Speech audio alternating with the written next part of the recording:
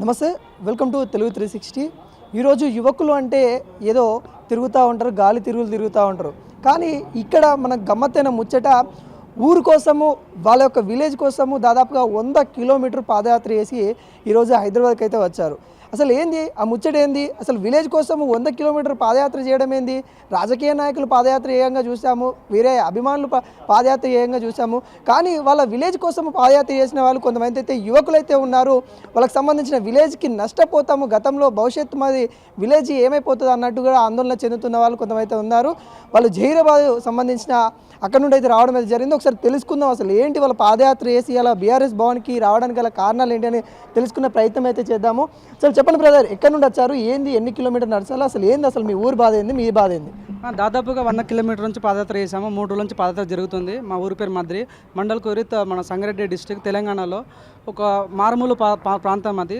So ఒక 20 సంవత్సరాల ముందు రిలయన్స్ గ్యాస్ పెట్టారు. సో ఇప్పుడు దానికి బదులుగా ఈసారి టూరెంట్ గ్యాస్ అనే ప్రైవేట్ సంస్థ వచ్చి ఆ గ్యాస్ నుంచి పైప్ లైన్, ఊరు మధ్యలో నుంచి పైప్ లైన్ వేసి ఇప్పుడు గ్యాస్ సప్లై చేస్తా అంటే నిజంగా కన్న తల్లిలా ప్రేమించి మా ఊరి కన్నీరు పెడుతుంది, బాధపడుతుంది. నిజంగా ఊరు డెవలప్మెంట్ అంటే స్వాగతిస్తాం, కానీ ఊరు నాశనం అయితే అంటే చూసి ఊరుకోలేము కదా. సో నిజంగా చాలా అంటే తట్టుకోలేని బాధ కలిగింది. అంటే ఊళ్ళల్లో ఇప్పుడు జనాలకి ఏంటంటే డెవలప్మెంట్ వరకు యాక్సెప్ట్ చేస్తుంటారు, కానీ నిజంగా తెలియకుండా మన ఫ్యూచర్ ఈ ప్రస్తుతం వరకు ఓకే, కానీ ఫ్యూచర్లో ఏమవుతుంది అన్న విషయం గురించి మర్చిపోతాను. కాబట్టి నిజంగా ఒక పక్షి గాయం అయితే 100 పక్షులు చుట్టూ చేరుకుంటాయి. అలాంటిది ఒక ఊరు గాయం అవుతుంది, ఊరు సఫర్ అవుతుంది, నిజంగా అల్లకూలం అవుతుంది.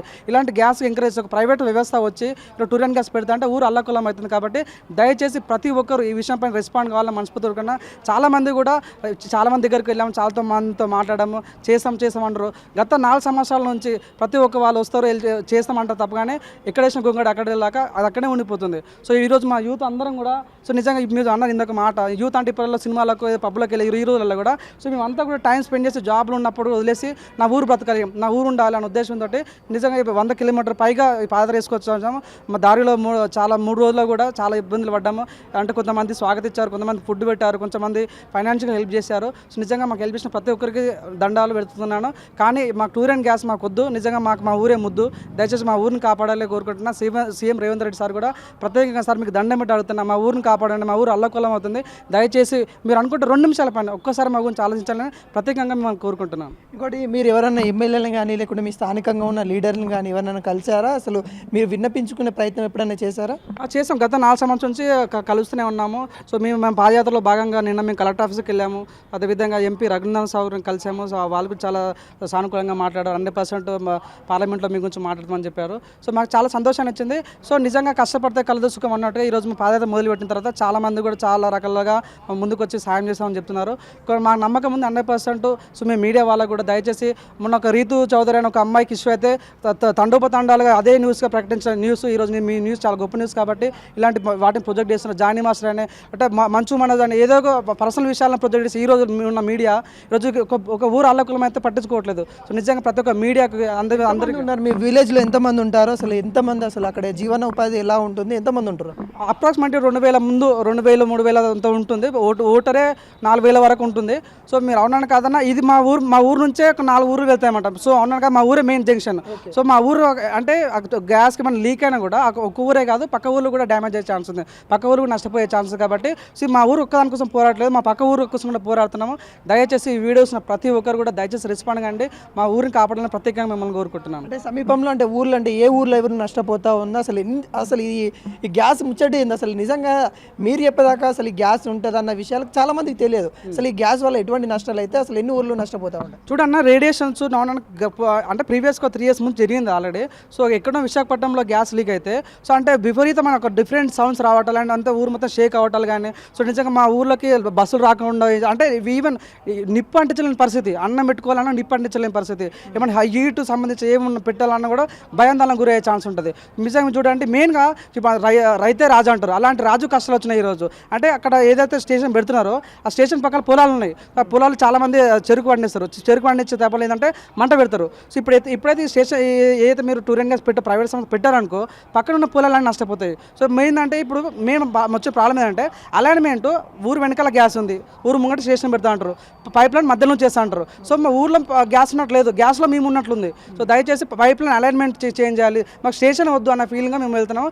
దీనివల్ల చాలా అనంతరం జరిగే ఛాన్స్ ఉంది. సో దయచేసి వీటిపైన ప్రతి ఒక్కరూ రెస్పాండ్ కావాలని ఉండాలని కోరుకుంటున్నాం. ఇది వాళ్ళ కన్న తల్లి లాంటి విలేజ్కి జరుగుతున్న నష్టాన్ని వ్యక్తపరచడానికి ఈరోజు ఏదైతే జ్యోతిరావు పులే భవన్ అనేది ఏదైతే చెప్పుకుంటామో ప్రజల కోసము ఈ కాంగ్రెస్ గవర్నమెంట్ మీ యొక్క అర్జీలు తీసుకుంటామని వాళ్ళు ఏదైతే పిలుపునిచ్చిన మేరకి అంటే మీ మామూలుగా మమ్మల్ని ఏడ గుర్తించారని చెప్పేసి వాళ్ళు విలేజ్ నుండి దాదాపుగా 100 కిలోమీటర్ల దూరంలో ప్రజా దర్బార్ ఏదైతే ఉంటుందో అక్కడ నడుచుకుంటూ వచ్చారు. అదేవిధంగా అటు అధికార పక్షం చూడకుండా కానీ ఇటు ప్రతిపక్ష పార్టీ అయినా బీఆర్ఎస్ పార్టీ అయినా చూస్తుందేమో అనుకొని ఇటు బీఆర్ఎస్ భవన్కి కూడా వచ్చిన దాఖలాలు అయితే కనబడతా ఉన్నాయి. అంటే ఇది వాళ్ళ ఒక్క విలేజ్ సంబంధించిందనే కాదు, 4 విలేజ్ల సంబంధించి ఆ చుట్టుపక్కల ఉన్న విలేజ్లకు సంబంధించింది. ఇలాంటి గ్యాస్ ఏవైతే విషపూరితమైన గ్యాసులు రావడం వల్ల మేము మా భవిష్యత్తులో ఏ విధంగా ఉంటుంది, మా విలేజ్ని మేము నష్టపోవాల్సిన సిచ్యువేషన్ వస్తాయి కాబట్టి అని కూడా ఈ యువకులు నిజంగా వీళ్ళంతా పెద్ద రాజకీయ అనుభవం ఉన్న వాళ్ళు కాదు, వాళ్ళ ఏజీ అనుభవం ఉన్న వాళ్ళు కాదు.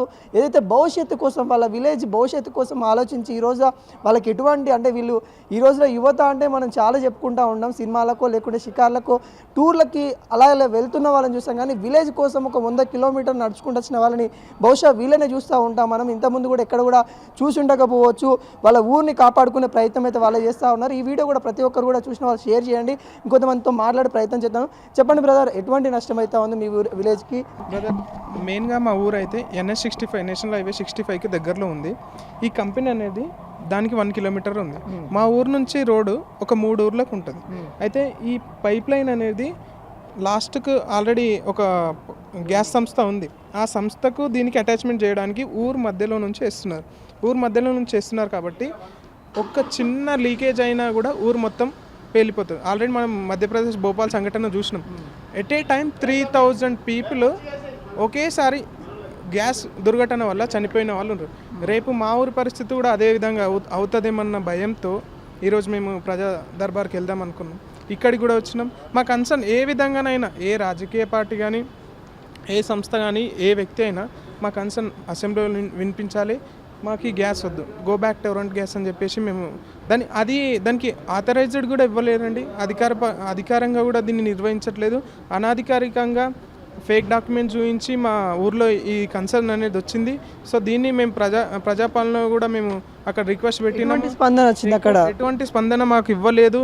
5 years నుంచి పోరాడుతున్నాం, పెద్దవాళ్ళు పోరాడుతున్నారు, రాజకీయ నాయకులు పోరాడుతున్నారు, ఎటువంటి స్పందన లేదు. దాని పని వాళ్ళు ఇక్కడ చూడండి, మీకు కన్స్ట్రక్షన్ కనిపిస్తూనే ఉంది. ఈ కన్స్ట్రక్షన్ అనేది కంటిన్యూ చేస్తూనే ఉన్నారు. మేము పోరాడినప్పుడు 1 month ఆపేస్తున్నారు, తర్వాత కంటిన్యూ చేస్తున్నారు.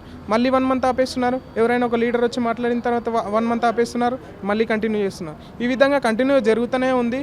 రేపు మా ఊరి అక్కడ కంపెనీ, ఇక్కడ పిరమిల్ కంపెనీ అని చెప్పేసి ఆల్రెడీ ఒక కెమికల్ కంపెనీ ఉంది.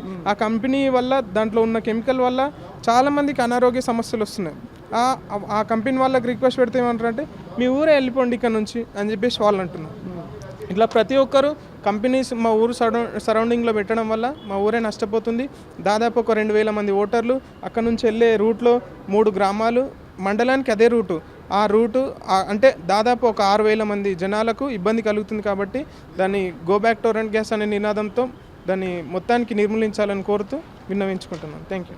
ఓకే, వీళ్ళ యొక్క విన్నపాలు ఏవైతే ఉండే ఇది కూడా స్పందించాల్సిన కోరుకుంటున్నాం. రాజకీయ నాయకులు, స్థానికంగా ఎమ్మెల్యేగా ఉన్న వాళ్ళు కూడా ప్రతి ఒక్కరు కూడా వాళ్ళ యొక్క ఆవేదన ఏదైతే ఉందో నిజమైన ఆవేదన అనేది వ్యక్తం చేస్తూ ఉన్నారు. వాళ్ళు ఎలాంటి అయితే ఖచ్చితంగా పట్టించుకొని వాళ్ళకి ఏదైనా సొల్యూషన్ ఇవ్వాలని కూడా కోరుకుంటా ఉన్నాము. కెమెరామెన్ రవీందర్తో మీ అనిల్.